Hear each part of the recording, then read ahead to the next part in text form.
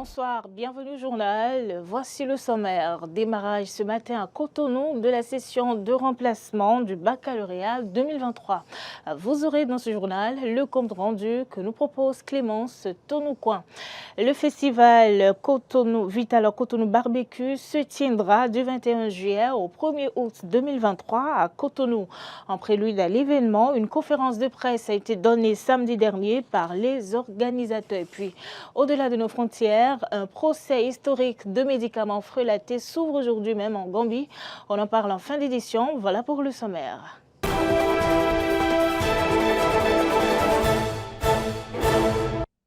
Et vous faites bien, madame, monsieur, de toujours nous préférer pour vous informer. La session de remplacement de l'examen du baccalauréat 2023 a démarré ce matin au CEG Sainte-Rita de Cotonou. La cérémonie de lancement des épreuves a été faite par le directeur de l'Office du bac. On va suivre ici le compte rendu que nous propose Clémence Tonoucoin. Après la session normale de l'examen du baccalauréat, session de juin 2023, place à celle de remplacement. Elle a démarré ce matin au CEG Sainte-Rita de Cotonou, l'unique centre de composition retenu au plan national. À travers des conseils, le directeur général de l'Office du bac a dopé le moral aux candidats avant le démarrage de la composition. Pour cet examen, 51 candidats de 6 séries sont attendus. Selon Maury Mondé, chef centre, c'est un bac un peu spécial et tout est mis en place pour son bon déroulement. Déjà à 7 heures, ces candidats que nous disons malades par le passé, il me semble qu'ils sont déjà rétablis. Et ils étaient tous à l'heure le matin. Il y a 6 salles réservées pour la session de remplacement.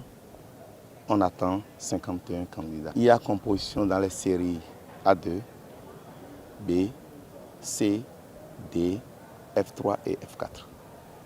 Je pense qu'après le lancement, on a un sentiment de satisfaction par rapport à l'organisation, puisque les surveillants de salle étaient là à l'heure. Ils ont suivi les consignes du DG de l'Office du bac. Ils sont en salle par salle, puisque ce sont des candidats en griffes spéciaux, malades par le passé, peut-être encore un peu malades. Il y a 3 surveillants par salle pour leur faciliter la tâche. Tout a été mis en place pour que l'examen se passe dans les conditions normales.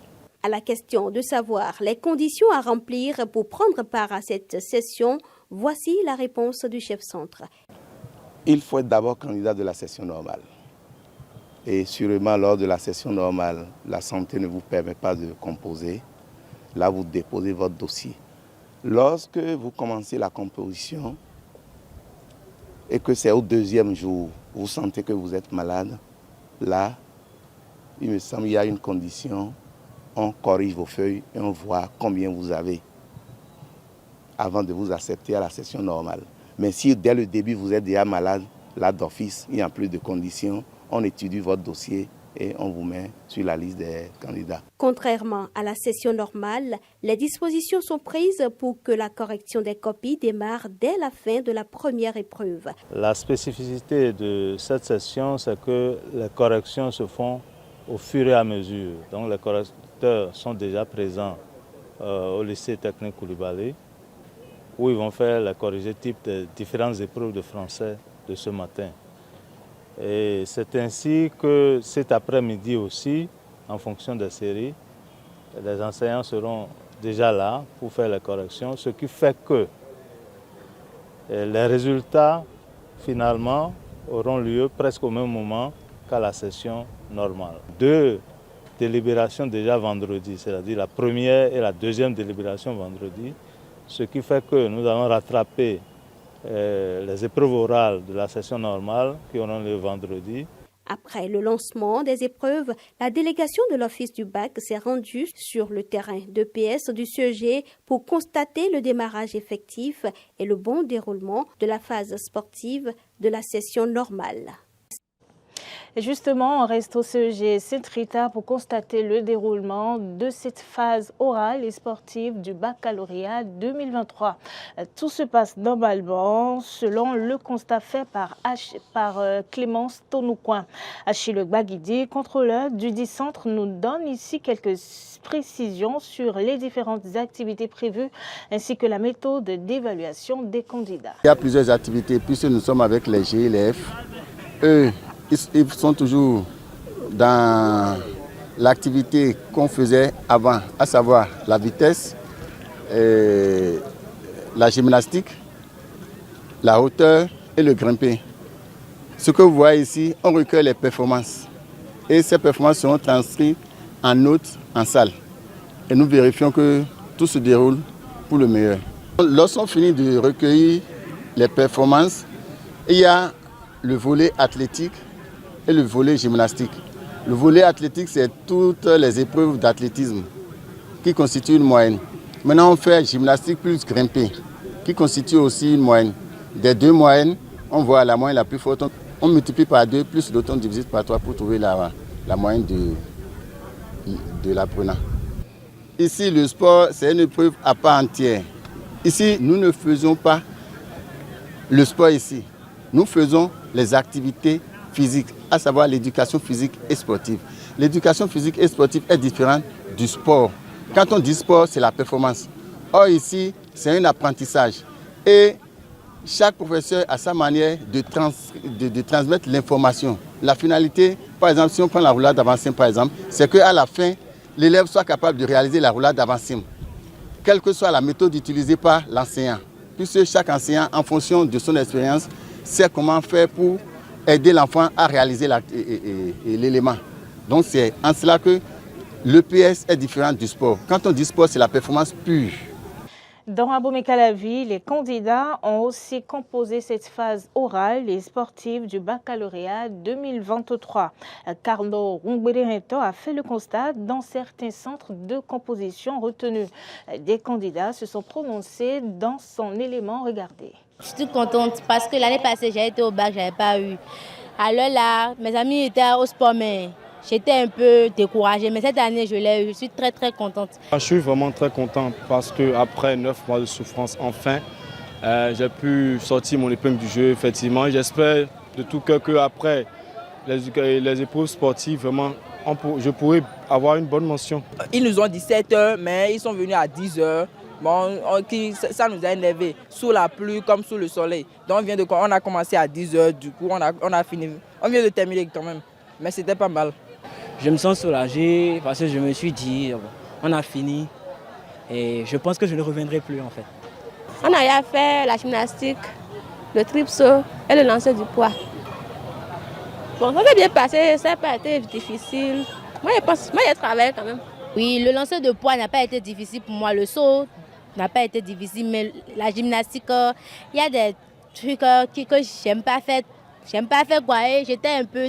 J'avais honte, mais le professeur m'a dit je suis grosse, mais j'ai fait et j'étais aussi dedans. J'aimerais dire à ceux qui viennent d'avoir le bac et que la vie n'est pas terminée et que c'est maintenant qu'il faut se mettre réellement au travail.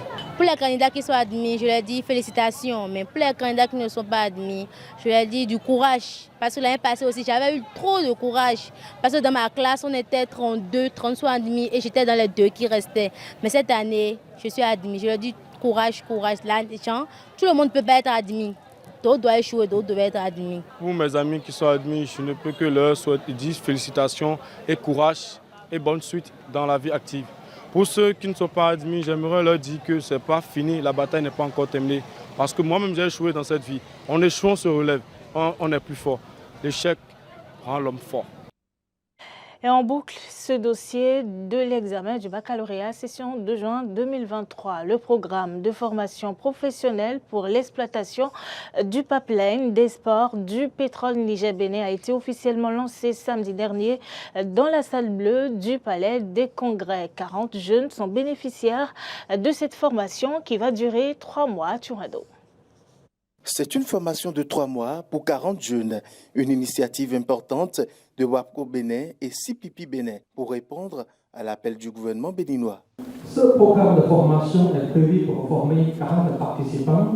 La période de formation est de 3 mois. CPP, à titre organisateur de cet événement de formation, conserve soigneusement le système de formation, invite les professeurs de langue étrangère de plus professionnels, les ingénieurs et les experts ayant une riche expérience dans l'exploitation et de maintenance sur le site à enseigner.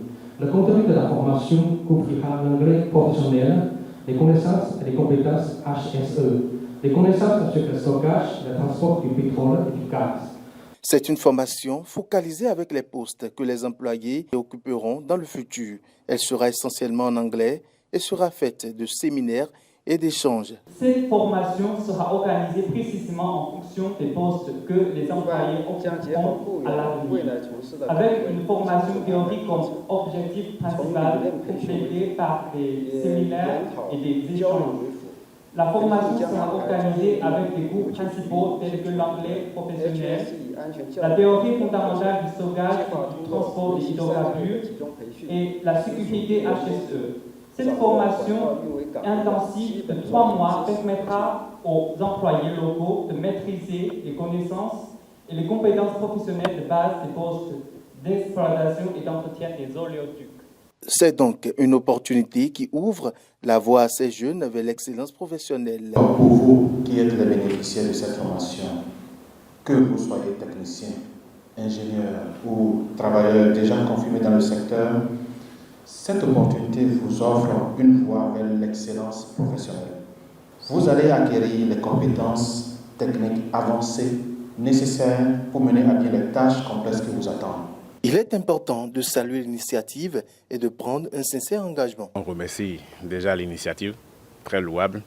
Et ensuite, pour faire court, je dirais que nous, en participant, nous promettons tout simplement de suivre la formation en bonne et due forme. Il faut noter que cette formation professionnelle vient résoudre efficacement le problème de l'emploi et va promouvoir le développement de l'industrie pétrolière nationale du Bénin.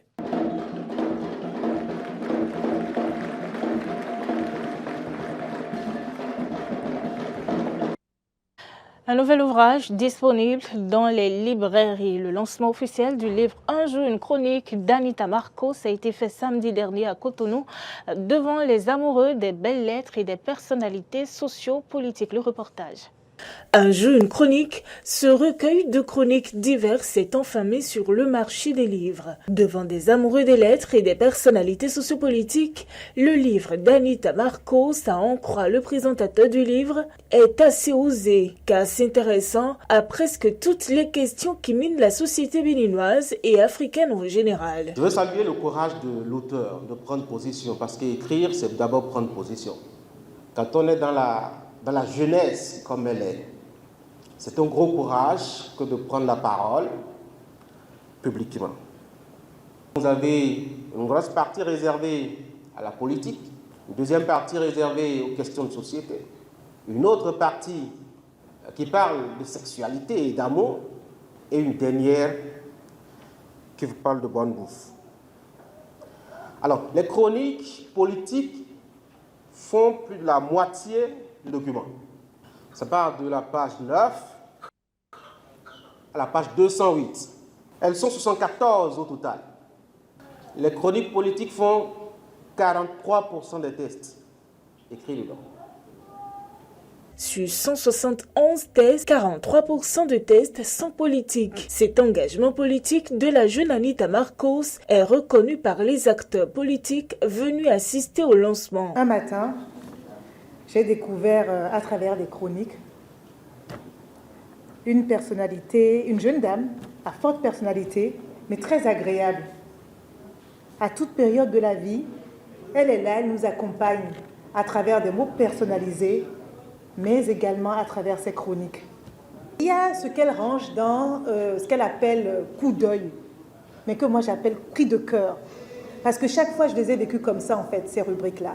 Ce sont celles-là qui m'ont marqué le plus, parce qu'en général, on sent qu'elles sont spontanées, qu'elles sont liées à des événements souvent dramatiques qui surviennent dans la société, et qu'elle dit des mots ultra brefs, ce qu'elle pense, que nous pensons tous en fait. Et elle nous saisit, elle exprime nos propres émotions. Et j'ai l'impression qu'il y a une de ces chroniques qui trouve une belle place dans la compilation, la toute première que tu as eu à rédiger en 2017. Merci beaucoup. À chaque événement, à chaque célébration de la vie, j'ai toujours reçu un petit test de la part de Anita, un test personnalisé. Je partage un test, le 1er mai 2023. Bonne fête du travail d'Ada Christelle. Que tes sacrifices de chaque jour au travail et au service de la République soient bénis par le ciel. Pour ton bonheur, celui de tes proches et celui de tes compatriotes. Écris comme toi-même, n'écris pas comme Aimé Césaire. N'écris pas comme Olympe Guillaume, écris comme toi-même. Courage et bon vent. Notre disponibilité reste la même. Anita Marcos reconnaît ses mérites à son travail acharné et à l'accompagnement de ses proches. Ce jour, samedi 15 juillet 2023, je l'ai préparé activement, ardemment, fiévreusement parfois, mais surtout patiemment et minutieusement. Des fois, je l'ai attendu impatiemment et d'autres fois, j'ai dû prendre mon mal en patience, me focalisant sur le travail et la passion pour l'écriture. Vous comprendrez donc les sentiments d'émotion et de bonheur qui m'animent en ce moment précis où je me tiens devant vous à cette tribune. J'inviterai chacune des personnes ici présentes ainsi que tout le monde à se procurer de ce que j'appelle personnellement pépites littéraires pour non seulement s'en délecter, mais également pour l'offrir, pourquoi pas, aux proches, aux amis et connaissances. Un jour, une chronique, le recueil de 442 pages est disponible dans les librairies à 10 000 francs. Conférence de presse samedi dernier des organisateurs du festival Vitalor Cotonou Barbecue prévu pour se tenir du 21 juillet au 1er août 2023 à Cotonou. Aturindo y était, voici son compte rendu. Tous les jours, entre midi et 19h, quand vous mangez sur Cotonou Barbecue, Coca-Cola là, c'est cadeau. Vitalor Cotonou Barbecue, l'un des plus grands shows des vacances au Bénin, revient encore cette année pour une 13e édition avec, comme toujours, le même objectif, égayer la population béninoise. Vitalor Cotonou Barbecue, c'est un festival culinaire à caractère festif qui a lieu depuis 2015 à Cotonou et dans tout le Bénin pour égayer les populations lors des vacances, pour offrir un cadre sain à toutes les populations de 7 à 77 ans. Nous sommes à la 10e édition de ce festival, comme je vous le disais, qui a commencé depuis 2015 à Parakou. Vitalor Cotonou Barbecue s'ouvre à tout type de personnes, l'âge et le rang social importe peu. Cotonou Barbecue concerne tout le monde. Pour les enfants de venir avec leurs parents, parce que ce sont des petits qui ont besoin d'encadrement. Donc c'est pourquoi je parlais de 7 à 77 ans. Cotonou Barbecue n'est pas réservé pour un type de catégorie sociale donnée. Sur Cotonou Barbecue, on accueille les ministres, on accueille les ambassadeurs, on accueille les mécaniciens, on accueille des illettrés, on accueille tout le monde, c'est ouvert. Le prix reconnu, c'est 1000 francs pour l'entrée. L'aventure, elle a commencé depuis 2015. C'est un festival composé de grillades et de musique. Plusieurs artistes se retrouvent sur scène. Essentiellement, c'est un festival qui est à la fois de grillades et un festival de musique. Sur Cotonou Barbecue, vous aurez environ 35 restaurants qui vont proposer une cinquantaine de variétés de grillades. Donc c'est déjà ça, c'est la base du festival. Coca-Cola Donga Botline, compagnie SA, a donc de bonnes raisons de soutenir l'événement. On soutient donc cet événement parce que, comme vous le savez, c'est un événement qui réunit toute la jeunesse et qui réunit donc toute la cible de nos produits. C'est pour cela que nous n'avons pas hésité donc, à soutenir cet événement. La population béninoise est donc priée de prendre rendez-vous. Nous invitons les populations de Cotonou, Calavi, Porto-Novo et de tout le Bénin à faire le déplacement massif du canal Olympia du 21 juillet au 1er août pour participer au plus grand festival du Bénin qui est le Vitalor Cotonou Barbecue pour cette année. Il faut rappeler que Vitalor Cotonou Barbecue prône l'entrepreneuriat agroalimentaire et offre un terrain d'expression aux restaurants du terroir et les artistes locaux. En dehors du Bénin, je vous l'annonçais en titre, en Gambie, ouverture ce matin d'un procès historique de médicaments frelatés. 20 familles poursuivent le ministère de la Santé et l'autorité gambienne de régulation du médicament. Et pour cause, leurs enfants avaient trouvé la mort en 2022 après avoir pris un médicament frelaté. Voilà qui vient mettre un terme à cette édition de journal. Merci madame, monsieur de nous avoir suivis. Bonne suite de programmes, la compagnie d'Eden TV. D'ici là, portez-vous bien.